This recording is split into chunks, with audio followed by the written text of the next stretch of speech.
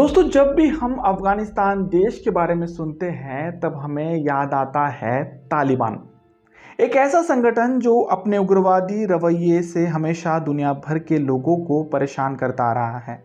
इस संगठन पर यह आरोप थे कि इन्होंने 9/11 के मास्टरमाइंड कहे जाने वाले अल कायदा प्रमुख ओसामा बिन लादेन को पनाह दी है। यही वजह है कि कई सालों तक ये देश अमेरिका डिफेंस फोर्सेस और तालिबानियों का संघर्ष क्षेत्र बना रहा। तो आज के इस पर्टिकुलर वीडियो में हम जानेंगे इसी तालिबान संगठन के इतिहास के बारे में। तो जानने के लिए वीडियो अंत तक जरूर देखें।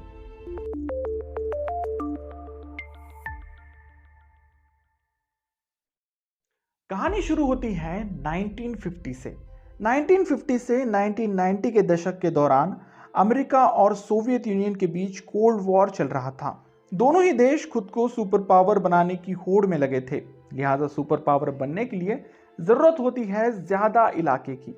बस इसी समीकरण को ध्यान में रखते हुए सोवियत यूनियन ने 1979 में अफगानिस्तान पर हमला कर दिया। अफगानिस्तान पर हुआ सोवियत यूनियन का यह कब्जा अमेरिका को बर्दाश्त नहीं हुआ। लिहाजा उन्होंने ओसामा बिन लादेन की मदद से स्थानीय अफगान लोगों को सोवियत सरकार के खिलाफ भड़काने की कोशिश की। जी हाँ, ये वही ओसामा बिन लादेन है जो किसी जमाने में अमेरिका का दोस्त हुआ करता था, मगर आगे चलकर वो उनका जानी दुश्मन बन गया। खैर, ओसामा बिन लादेन ने अमेरिका के कहने पर अफगानिस्तान में एक गुप्त संगठन का निर्माण कराया। नाम था अफगान मुजाहिदीन। अफगान मुजाहिदीन का एकमात्र लक्ष्य सोवियत यूनियन को खदेड़ना था, जान देकर या फिर लेकर। अमेरिका और पाकिस्तान भारी मात्रा में महंगे से महंगे सैन्य उपकरण इस संगठन को मुहैया करा रहे थे ताकि जल्द से जल्द वे इस मकसद में कामयाब हो जाए। अफगान मुजाहिदीन और सोवियत यूनियन के बीच लड़ाई आगे 10 सालों तक चलती रही। बावजूद इसके वे अभी भी अफगानिस्तान में एक स्टेबल गवर्नमेंट स्टैब्लिश करने में असफल रहे। इसी नाकामयाबी को ध्यान में रखते हुए मजबूरन सोवियत यूनियन को अफगानिस्तान छोड़ना पड़ा। अब दौर आया नई राजनीति का। अफगानिस्तान को सोवियत यूनियन से आज़ादी दिलाने का क्रेडिट अफगान मुजाहिदीन को जाना था। लिहाजा अहमद शाह मसूद के नेतृत्व में इस संगठन ने अफगानिस्तान की राजधानी काबुल को घेर लिया, जहां सैयद मोहम्मद नजीबुल्लाह के नेतृत्व में एक नेटिव गवर्नमेंट की स्थापना हुई। हालांकि इसी दौरान पूरे देश में एक अनस्टेबल कंडीशन बनी रही। बस इसी के बदौलत 1994 में अफगान मुजाहिदीन का ही एक हिस्सा अलग हुआ, जिसका नाम था तालिबान। यही से शुरू होती है तालिबान की कहानी। इस संगठन की स्थापना मुल्ला मोहम्मद उमर ने की थी। ये बात गौर करने वाली है कि अफगान मुजाहिदीन के होते हुए भी ये संगठन एक साल में अफगानिस्तान का बहुत बड़ा संगठन बन गया था। इस दौरान पाकिस्तान ने भी तालिबान से जुड़े लोगों को भारी मात्रा में फाइनेंशियल, डिफेंस और वेपन्स की ज़रूरतों को मुहैया कराया। ऐसे में अब सवाल ये उठता है कि पाकिस्तान अपने पुराने दोस्त अफगान मुजाहिदीन को छोड़कर तालिबान की मदद क्यों कर रहा था। इसकी दो वजह थी। पाकिस्तान हमेशा सेंट्रल एशिया में अपना व्यापार को बढ़ाना चाहता था। साथ ही साथ उसे एक ऐसे साथी की भी ज़रूरत थी जो भारत के खिलाफ लड़ने में उनकी मदद करे। ये दोनों खूबियां उस वक्त तालिबान के पास थी। बस यही वजह है कि पाकिस्तान अफगान मुजाहिदीन को छोड़कर तालिबान के साथ हो गया। पाकिस्तान की इस मदद से तालिबान काफ़ी हद तक मजबूत हो गया था और देखते ही देखते उसने 1996 में अफगानिस्तान की राजधानी काबुल को अपने कब्जे में कर लिया। तालिबान अब किसी महामारी की तरह सारे अफगानिस्तान में फैल रहा था। इस बीच अफगानिस्तान सरकार और तालिबान के बीच कई लड़ाइयाँ हुई, मगर हमेशा से तालिबानियों का ही पगड़ा भारी रहा। अब तक ये संगठन अफगानिस्तान के राष्ट्रीय मुद्दों पर बात कर रहा था, मगर इसे एक उग्रवादी संगठन बनाया ओसामा बिन लादेन ने। 1996 में लादेन की फिर से अफगानिस्तान में एंट्री हो जाती है। लादेन के मंसूबे कुछ और थे, जिसे पूरा करने के लिए उसने तालिबान के अंदर आतंकियों को भर्ती कराना शुरू कर दिया। ऐसे में अमेरिका ने हस्तक्षेप करते हुए ओसामा को पकड़ने के लिए आदेश जारी किए, मगर इसका कुछ खास निष्कर्ष नहीं निकल पाया। लिहाजा अमेरिका ने ओसामा के देश सऊदी अरब को निशाना बनाया। 2001 तक ये खबरें आने लगी कि अमेरिका की फौजें सऊदी अरब के कुछ हिस्सों तक पहुंच चुकी है। इसके बाद जो हुआ, जिसका मंजर सभी ने लाइव देखा, टीवी पर या फिर आमने सामने। अपने घर सऊदी अरब में अमेरिका की सेना का होना ओसामा ने नेशनल थ्रेट माना।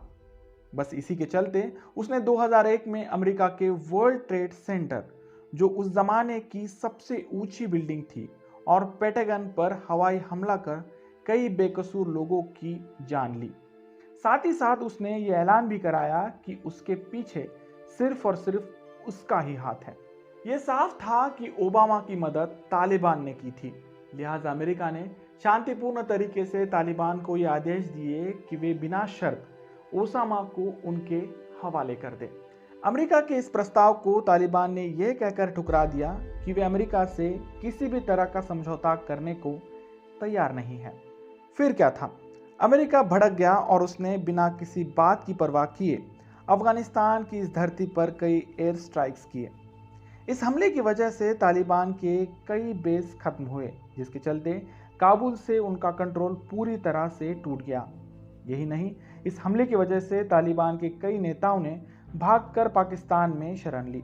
अमेरिका बस यहाँ तक ही नहीं रुका, उसने धीरे धीरे अपनी फौज अफगानिस्तान में डिप्लॉय करना शुरू कर दिया। मकसद था वहां रहकर तालिबान की गतिविधियों पर कंट्रोल पाना और सबसे अहम, उनके दुश्मन ओसामा बिन लादेन को ढूंढना। इस काम को पूरा करने में अमेरिका को पूरे 10 सालों का समय लगा, जहां एक खुफिया जानकारी की बदौलत अमेरिका ने 2 मई 2011 को उनके सबसे बड़े दुश्मन ओसामा को मार गिराया। ये एक सीक्रेट मिशन था जिसका नाम था ऑपरेशन नेपच्यून स्पेयर। हालांकि इसके बावजूद भी अगले 10 सालों तक अमेरिका की सेना अफगानिस्तान में डेरा डाले बैठी रही, मगर इसी बीच एक्टिव रहे कुछ तालिबानी इन सेनाओं से लड़ते रहे। मगर ये लड़ाई ऐसी थी जैसे किसी चूहे की किसी शेर से। हालांकि इस लड़ाई में अफगान के स्थानीय लोगों ने भी अमेरिका का ही साथ दिया, जिसकी वजह थी तालिबानियों का उन पर ढाया गया जुल्म। एक रिपोर्ट के मुताबिक तालिबानी इलाके में शरीयत का उल्लंघन करने वालों पर बहुत ही जुल्म ढाए जाते थे, जिसमें सबसे अहम विक्टिम बनी यहाँ की महिलाएं। एक रिसर्च में ये पाया गया है कि अफगान की 97% महिलाएं इस उत्पीड़न का शिकार हुई थी। अगर आप अपने ही घर में कोई स्कूल चला रहे हैं तो आपको सबके सामने गोली मार दी जाएगी। गलती से अगर बुर्खा इधर से उधर हट जाए तो लकड़ी से पीटा जाएगा। साथ ही साथ एक मेल डॉक्टर किसी फीमेल पेशेंट को चेक नहीं कर सकता था। इसी के चलते कई महिलाओं ने अपनी जान तक गंवाई थी। कई महिलाओं को घर में कैद कर कर रखा जाता था, जिसकी वजह से महिलाओं में खुदकुशी के मामले सामने आने लगे। खैर, 2021 में अमेरिका के जाने के बाद तालिबान फिर से अफगानिस्तान में हावी हो गया है।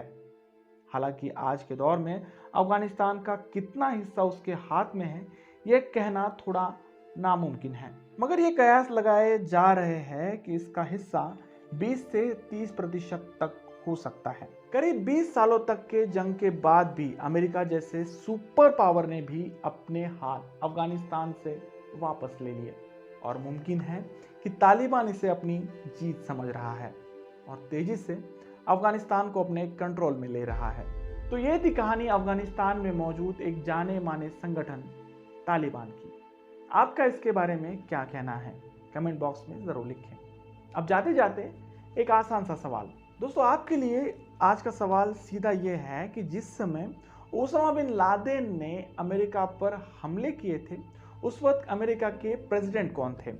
और जब ओसामा बिन लादेन को मारकर अमेरिका ने इस हमले का बदला लिया था, तब कौन से प्रेसिडेंट थे? आपका जवाब कमेंट बॉक्स में जरूर लिखें। वीडियो अच्छा लगे तो प्लीज इसे लाइक कर अपने दोस्तों में शेयर करना ना भूलें। और हाँ, आपको अगर मेरा काम वाकई में अच्छा लगता है तो प्लीज चैनल को सब्सक्राइब कर देना। मिलते हैं अगले वीडियो में ऐसे किसी इंटरेस्टिंग और हिस्टोरिकल टॉपिक को लेकर। तब तक के लिए धन्यवाद।